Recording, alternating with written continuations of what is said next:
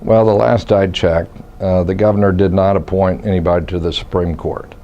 As a person who studied constitutional law, I tell you that there has been a transformation and there has been an interpretation of what's called the Commerce Clause of the U.S. Constitution to give the federal government wide-ranging powers and authorities.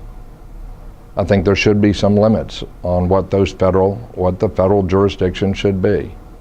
I can't tell you that by giving a speech in front of a group and decrying the federal government intrusion under our Constitution, that's not going to stop the federal government from doing what it wants to do.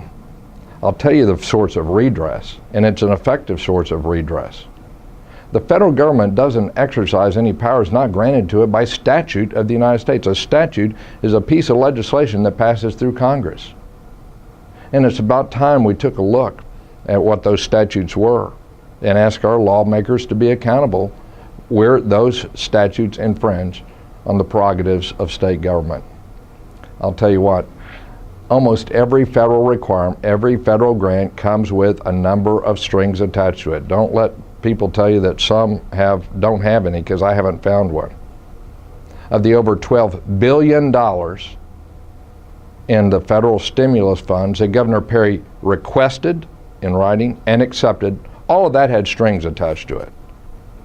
I would like to see this country run in a way where the government closest to the people got some of the most responsibility. I'd like to see a time where our governor said no to bills that imposed all the unfunded mandates we see coming from Austin onto the school districts and counties and cities of this state.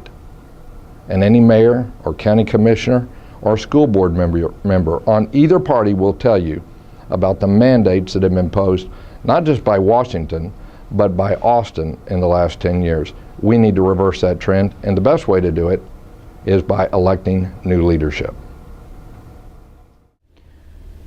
I happen to think the most important positions in our country are governors. One of the reasons I'm running for re-election, one of the reasons I'm as passionate about staying in Texas and doing the work of this state is so that we can be a reflection of our Constitution, the way that it was envisioned by the Founding Fathers. The 10th Amendment matters. The 10th Amendment's pretty simple. It basically says that the federal government was created by the states to be an agent for the states, not the other way around. And we are so turned around in this country today where Washington, D.C. is mandating programs back to the states, one size fits all, whether it's on health care or energy policy or education. I've said no to this federal government on more than one occasion, whether it was on them trying to force us to take unemployment insurance money with strings attached, or whether it was in trying to lure us into changing the way that we educate our children with federal dollars. I said no. And I hope that there are more governors elected that share the passion for our Constitution, for the 10th Amendment in particular, and push back on Washington, D.C. My goal over the course of the next 4 to 5 years is to make Washington as inconsequential in our lives as it can be, because that is the way this country was founded. States ought to compete against each other, not having this one-size-fits-all mentality from Washington, D.C., pushing down on the states. That will cause there to be no competition.